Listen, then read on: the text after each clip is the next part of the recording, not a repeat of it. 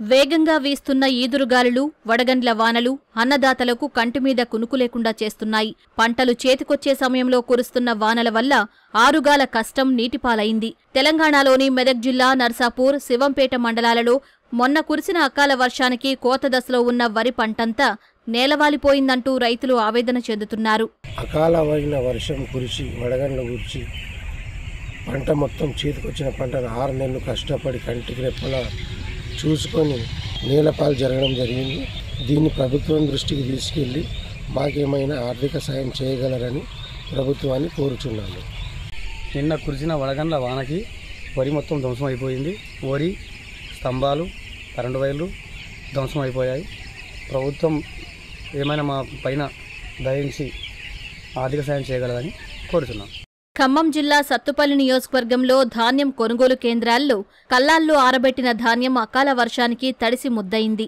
మామిడి రైతులకు అపార నష్టం జరిగింది. వందలాది ఎకరాలలో మామిడి నేలరాలిపోయి కొమ్మలు విరిగిపోయి కోలుకోలేని దెబ్బ తగిలిందంటూ రైతులు కన్నీటి పర్యంతమవుతున్నారు. మామిడి కాయలు వచ్చేదే సంవత్సరానికి ఒకసారి.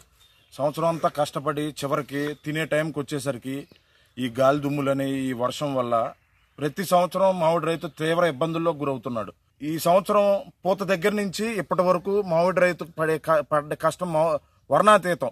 పూత పూపించడం ఒక ఎత్తు, తర్వాత కాయలు కాపించడం ఒక ఎత్తు. కాయల తర్వాత మార్కెట్కి తీసుకెళ్లే టైంలో ఇలాంటి సుడిగాళ్లు, ఇలాంటి గాలి వాన బీభత్సం వల్ల మామిడి రైతు కుదేలైపోతున్నాడు. ఈ సంవత్సరం ఈ మామిడి మీద ఒక 10-12 స్ప్రేయింగ్లు చేసి ఒక 7-8 లక్షలు ఖర్చు పెట్టి నాకున్న 25 ఎకరాల్లో ఇవాళ రేపట్లో కోత కోసే టైంలో రాత్రి అకస్మాత్తుగా గాలి 8 గంటల ఆ టైంలో గాలి వాన బీభత్సం వల్ల పూర్తిగా నష్టపోయాం. చెట్టు మీద ఉన్న కాయల కంటే కింద ఉన్న కాయలు చాలా విపరీతంగా 90% కాయలు కిందే ఉండటం వల్ల ఈ కూలీలను మాట్లాడి మార్కెట్కి తీసుకెళ్లే టైంలో ఈ కూలీల ఖర్చు కూడా వచ్చే పరిస్థితి లేదు.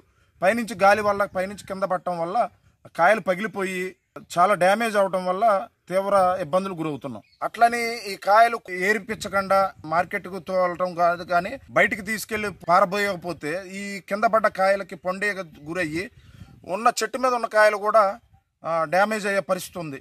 ఈ ఏర్పించడానికి కూలీల కొరత, అట్లని ఏర్పిస్తే మార్కెట్లో కొనని పరిస్థితి వల్ల అన్ని విధాలుగా మామిడి రైతు చాలా ఇబ్బందికి గురవుతున్నాడు. దయచేసి ప్రభుత్వం దీన్ని గమనించి తగిన చర్యలు తీసుకొని మామిడి రైతుని ఆదుకోవాల్సిందిగా కోరుచున్నాం. మామిడి తోటలకు మొత్తం పెట్టుబడి ఎకరానికి 30,000 రూపాయల చొప్పున పెట్టుబడి పెట్టి ఈ రోజున పంట వచ్చే సమయానికి దగ్గర 10 లక్షల రూపాయలు వస్తాయి. మాకు ఒక 4 నుంచి 5 లక్షల రూపాయలు పెట్టుబడి పెట్టడం జరిగింది.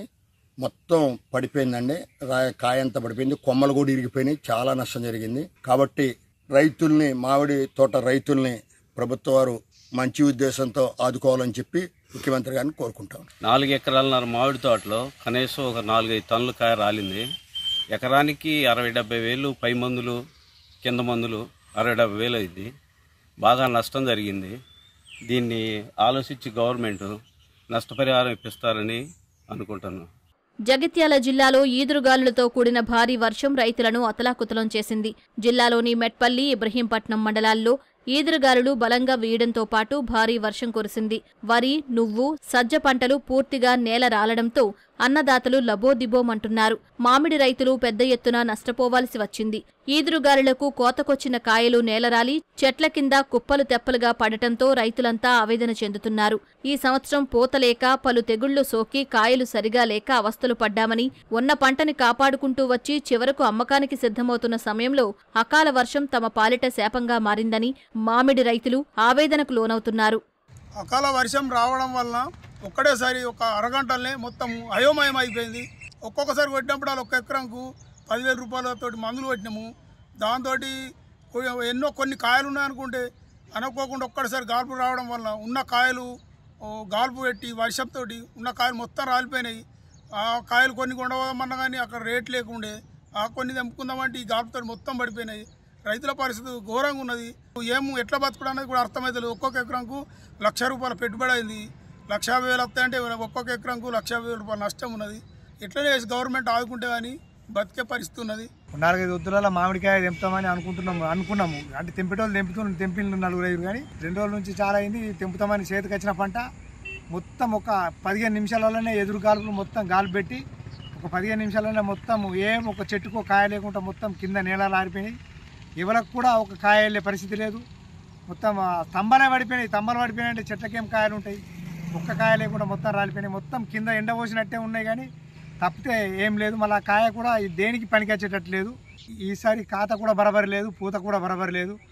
ఏదో కొన్ని ఉండే చెట్టుకొని ఉంటే ఆ కొన్ని ఎద్దులు ఆ కొన్నిటిని కాపాడుకుంటూ వచ్చినవి మొత్తం నీళ్ళని ఆరిపోయింది. మొత్తం ఏం లేకుండా రాలిపోయింది.